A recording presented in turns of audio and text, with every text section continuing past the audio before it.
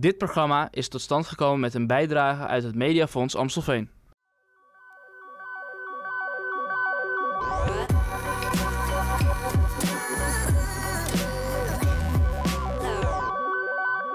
Welcome everyone to another episode of Amstelveen for Everybody. So today we're going to be talking about housing and living. Internationals, they consist of students, young professionals, and families with children. And they've all found their base here in Amstelveen. There's a growing number of them, as we've already touched upon in our previous episode. But what is it really like living in Amstelveen? How do you find your base? And, the housing crisis that we're all talking about, it affects us all. But what does it really mean for if you're a student coming here to the Netherlands and to Amstelveen in particular? How do you find a house? How do you stay on living here? And the same thing for, let's say, an expat or a working professional. What is it like landing here in Amstelveen, looking for a new home, and looking for friends while you're looking for a new home? I have on table with me two very special guests. I have Boer van Zeeland, and he'll be talking about the students that we have from the international community. And I have Bianca Combee here from, let's say, the young professionals or the working professionals who look for housing here in Amstelveen. So welcome, guys, to our 6th episode of Amstelveen for Everybody. Thank you. Thank you for having us. So I really hope that after this as well, the whole international student community will become a great fan of our show. And same with, your network too. No, we have a great viewing. I'm just joking. But I'm really glad that you guys are both here.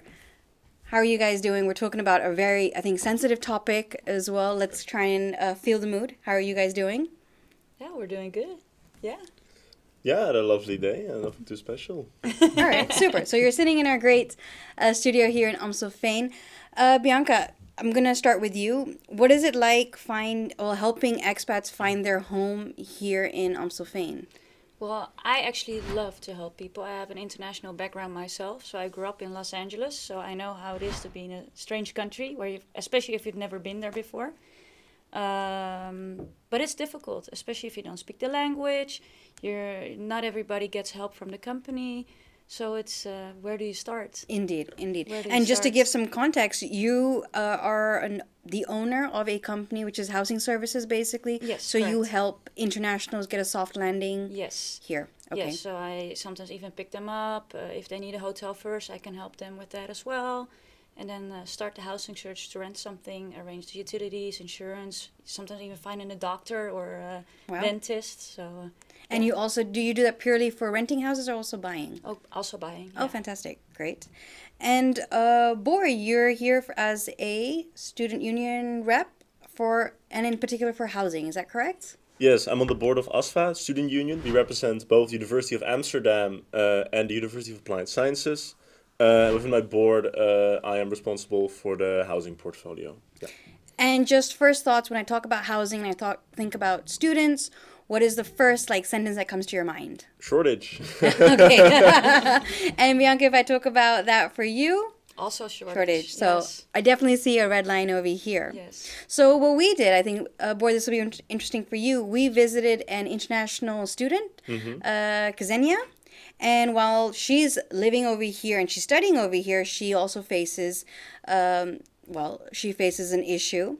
So what we saw is many international students are offered the opportunity to work in the Amsterdam metropolitan area, but they aren't offered necessarily a house. We spoke to Xenia, and we wanted to hear what her experiences were when she came here to Amstelveen.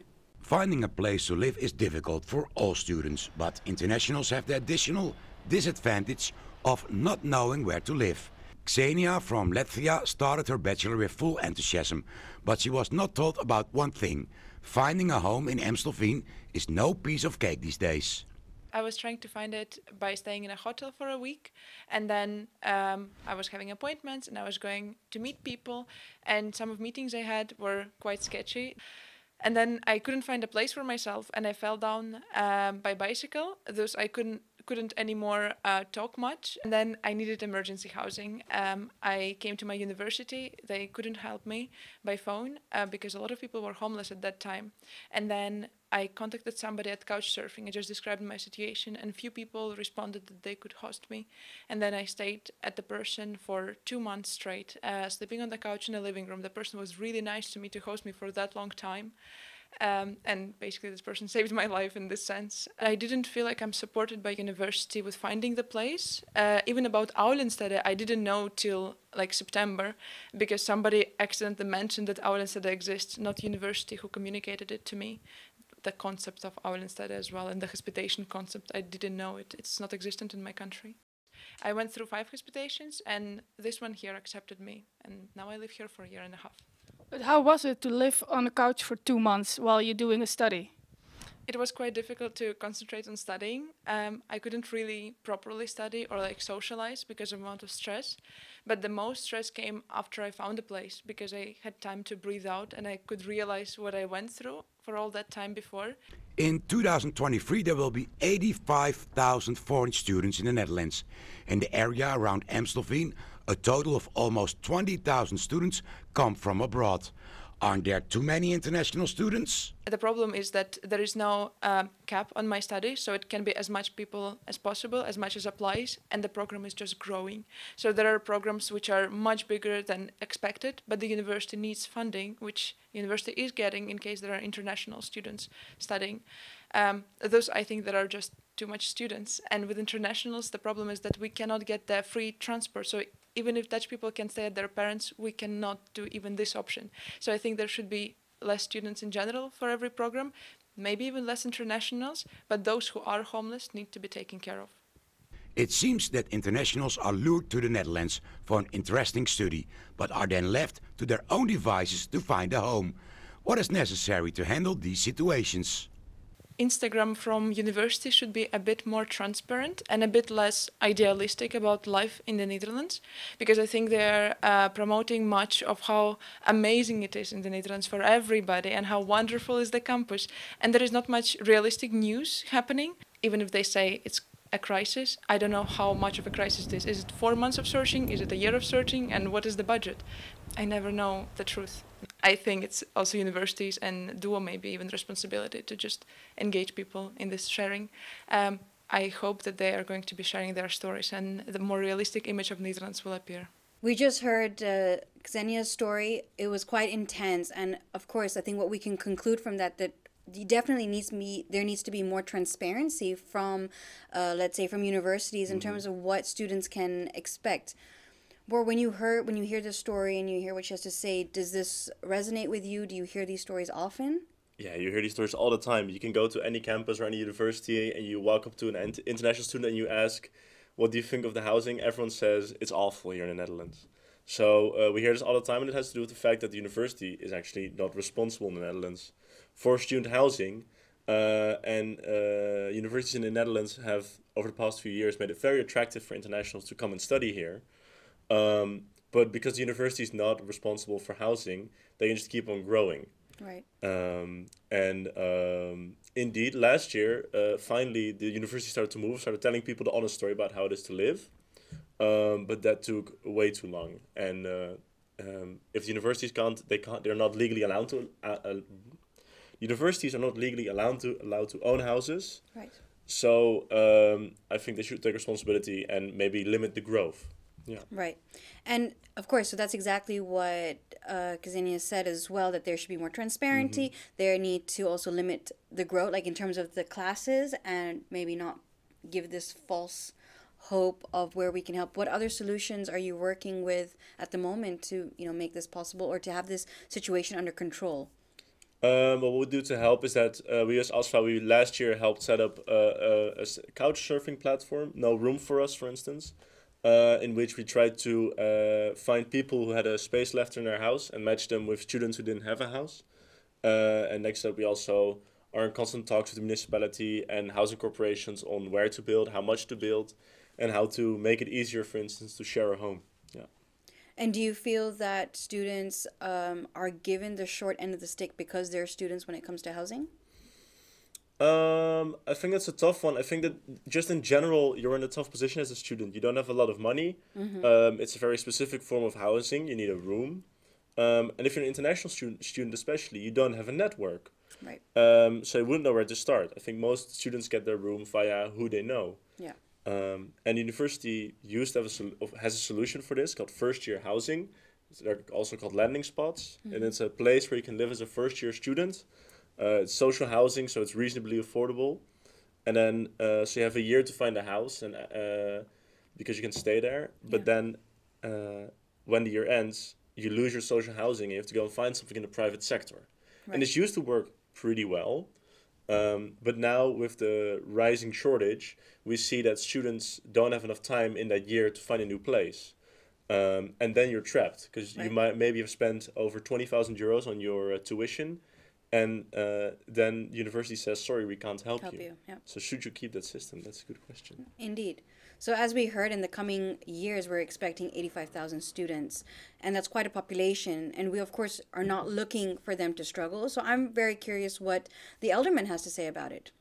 Amstelveen has the highest housing pressure in the Netherlands. A lot of people would love to live here in Amstelveen because it's green, the quality of living is very high, there are a lot of facilities, but that makes that the housing pressure is high here. For me it was quite hard to find an apartment because it's so hard with all the expensive prices and there are not a lot of rooms available. Well, of course it's not really good because there's a lot of people like looking for a house and not able to get something.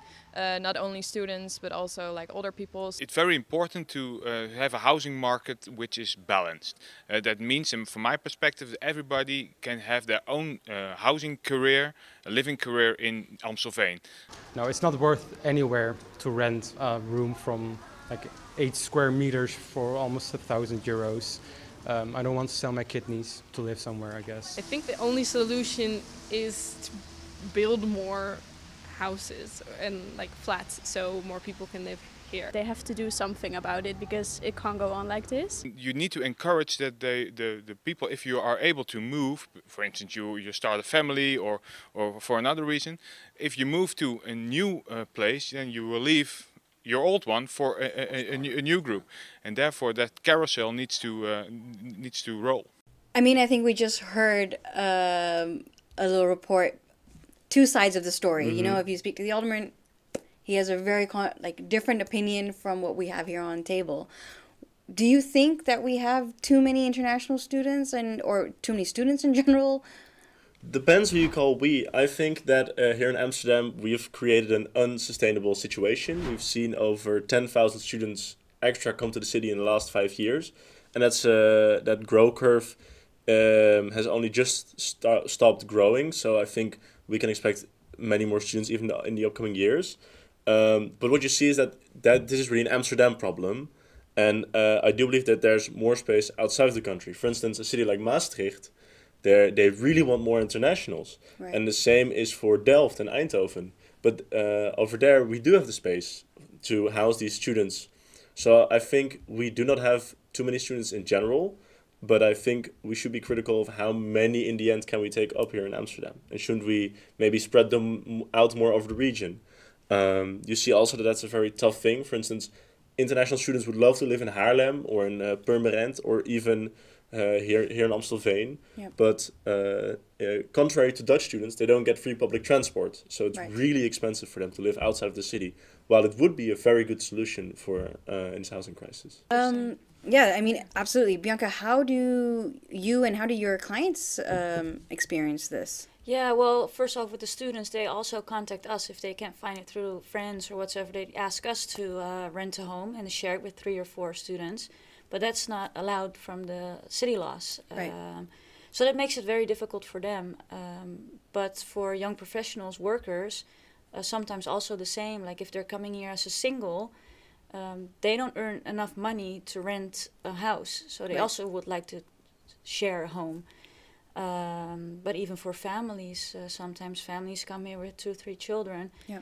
You need at least then 2 or 3 bedrooms. It's very expensive, and you need at least 3 times the rent as a gross salary to even get a home. Yeah, it's difficult. Absolutely. It's very difficult. And you know, when you think about the laws and the regulation, what's the common thing that internationals are not aware of and that you have to bring to light in it? The biggest issue is for sure the sharing problem, but also that, for example, if they have a child, that the child has to have its own bedroom. Right. So if they have a kid from, let's say, 3 years old, in some countries they're used to share them all in one room. But here in Amstelveen, the kid has to have at least its own room. So. But is that really checked upon? Because yeah, I had one tenant who had to leave his house because of it. Right. Wow. Yeah. That's quite intense, especially like, of course, I also read people are looking to house share, and then they also ask like, oh, I've got a young baby, maybe a year and a half, 2 years. Do they really need their own home? Is it really they need their own, not their own home, their own room? Yeah. Yeah. Do they really need their own room, or is it about square footage of a space that they're living in? No, they really need their own room. Okay. Yeah. And what other things that you think, okay, well, first of all, how do we make these rules and regulations more transparent for internationals? I think that's like you had the same thing with the universities. They should give more information. I think companies should give better information. Right. And do you feel that, again, I see a common line over here that companies make it very attractive for people from outside the Netherlands to come, please work over here. There's a benefit to it, but they don't talk about, oh, but these are the rules that you need to follow. Yes. Yeah. Well, some companies, they hire like relocation companies who arrange everything, and then they are aware of all the rules. Correct. But not everybody gets that service from their company. Do you notice as well, just with the changes in terms of like the economical climate, that less companies are using a proper relocation company to get, Yeah, absolutely. It gets So too expensive. Exactly. So then they just basically they hire internally or from whichever country, bring them here, and then they're like, figure it out. Yeah. Just Google or No, ask somebody. True, It happens, absolutely. Yeah. So we have a vlogger. His name is Curtis, and he visited Woon. It's a non-profit organization that provides residents with information and advice on renting, buying, electricity, energy, organization, and participation.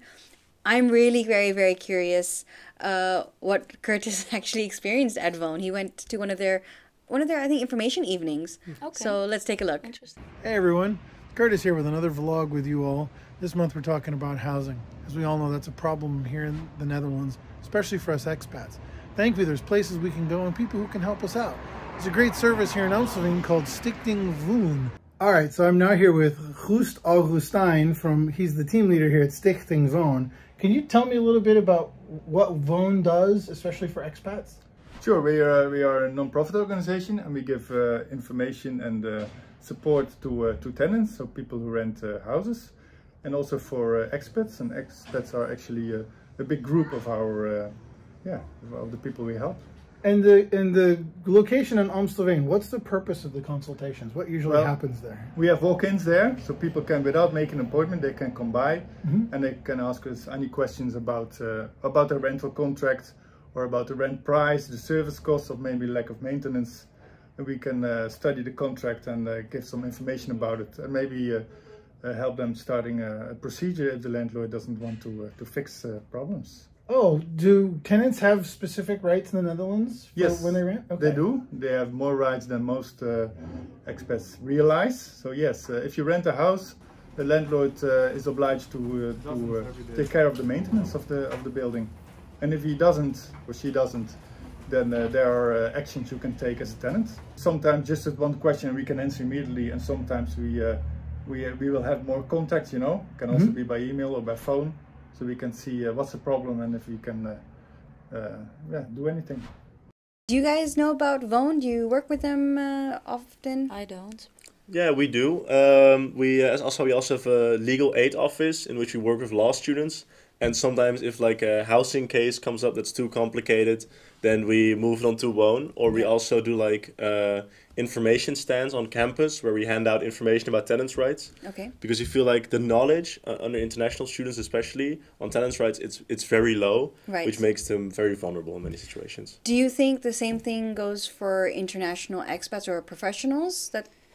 Not in my experience, Okay. but that's because I'm very open and transparent about the rules. Right. But I'm sure it happens. Yeah, and I asked Board the same question, but do you feel that, well, maybe you don't have experience with it, but I'll let you feel that in yourself, that international or working, let's say, professionals, do you feel that sometimes they pull the short end of the stick because there's a certain conception about, you know, what kind of privileges they might have?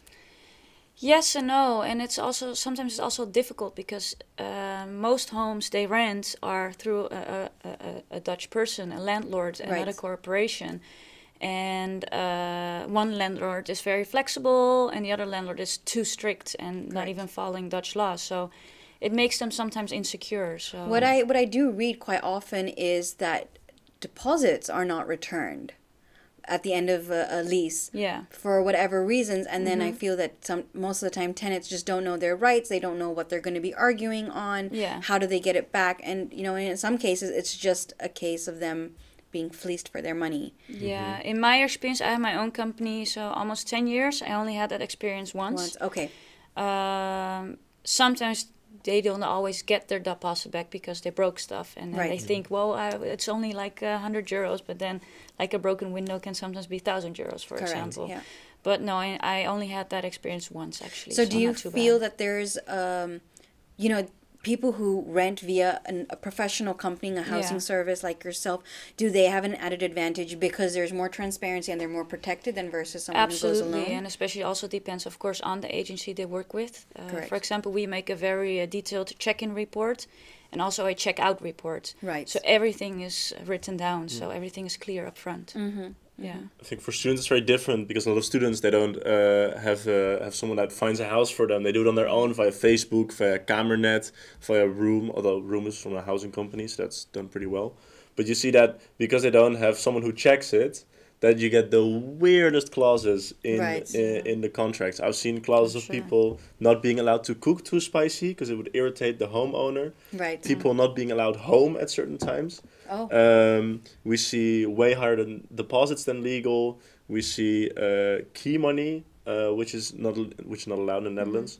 So we see that when there's no checks, lots of landlords go and ask all these very crazy clausula. Well, I can imagine that if you're a student and you're a newly entered like international, and you read through some of these clauses, depending on how they're worded, you can just think, okay, well, this is normal and I'm going to sign for it. You don't think about maybe pushed back or anything like this. Yeah, they're already happy that they found a place. Exactly, Correct. Yeah, you just take what you've got. I mean, I've heard also homeowners, especially international homeowners, or when they buy it, that they've been harassed by even their own like the VVE, the housing corporation, because they're like, no, there's too much noise, you're making too much noise, therefore you need to restructure your home and things like this. Have you come across anything? Yeah, or it heard happens. these? Yeah, it happens a lot. Yeah.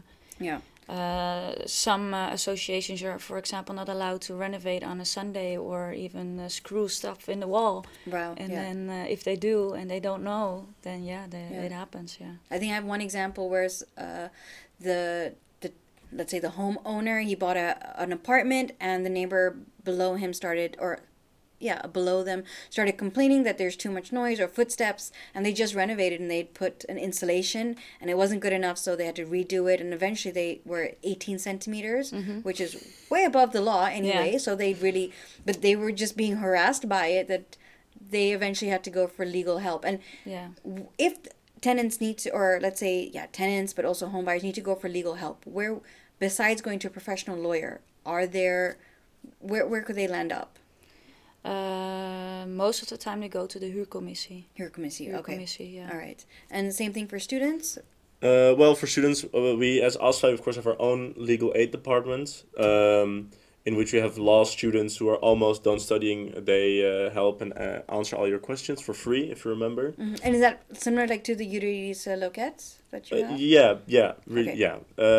But we also put forward a lot of people towards Woon, for instance. Right. I think if you have any question about housing law, then Woon probably has the answer. Fantastic. Okay, so of course, we don't only have the bad stories and the unfortunate incidents, we do have some really great success stories. We went out and we spoke to a lovely couple, Vishali and Subhash, who've moved here and they found a rental home on their own and they managed to get a home for sale without any real estate agent. And, you know, it took some perseverance, but they got there in the end. Let's listen to their story.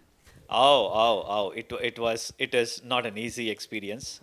These are Vajali and Subhash Navarkar. In 2016, after living in Arnhem for a year, they moved to Amstelveen. First 3 years in a rented house, and in 2019 they bought a house in Randwijk. But when I decided to bring my family, I thought Amstelveen, there is a lot of Indian community, so there'll be good social alignment also for my family. The international school is nearby. That's the reason, right, I took a decision to move to Amstelveen. With their 2 children, aged 17 and 23, they have a single family home of 142 square meters, a house that they bought without a real estate agent. And I would like to give a full credit of that to my wife, Vaishali, because she took initiative there. She had gone through different sites, she looked about different houses, and she did herself alone, and I was just supporting her. Got to know that each and every process of the buying the house and how much loan we have to get it from the bank as per according to your earnings.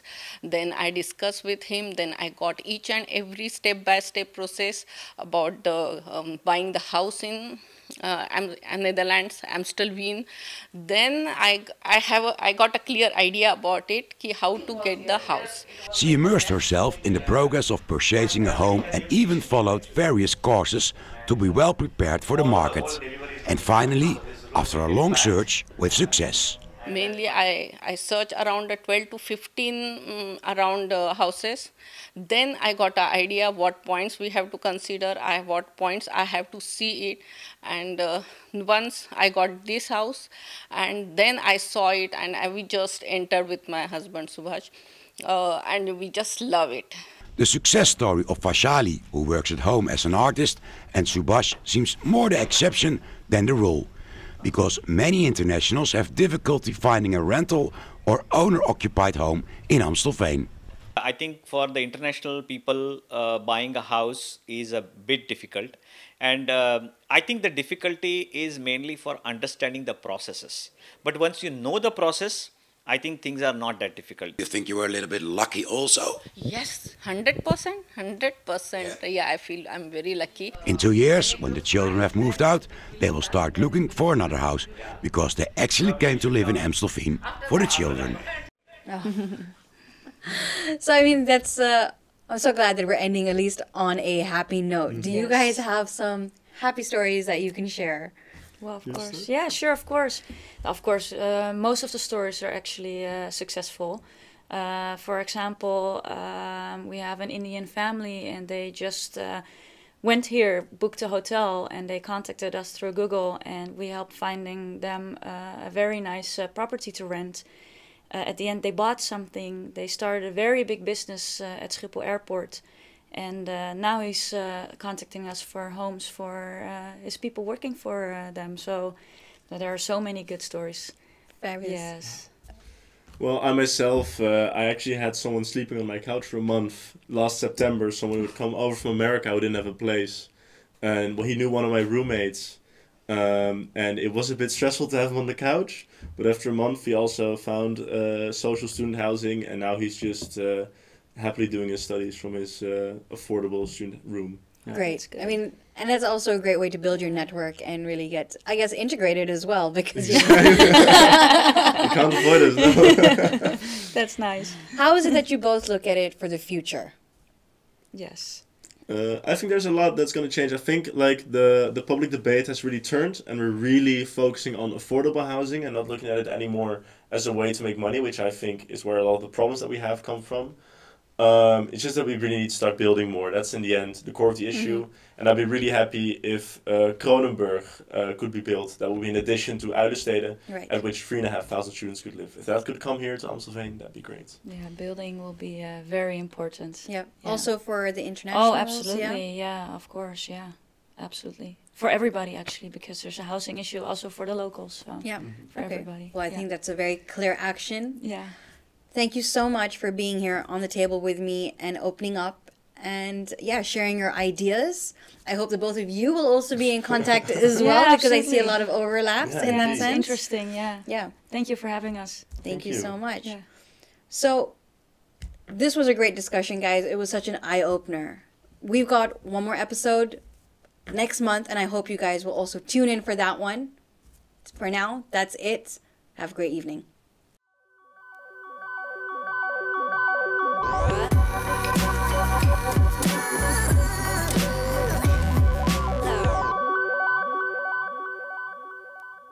Dit programma is tot stand gekomen met een bijdrage uit het Mediafonds Amstelveen.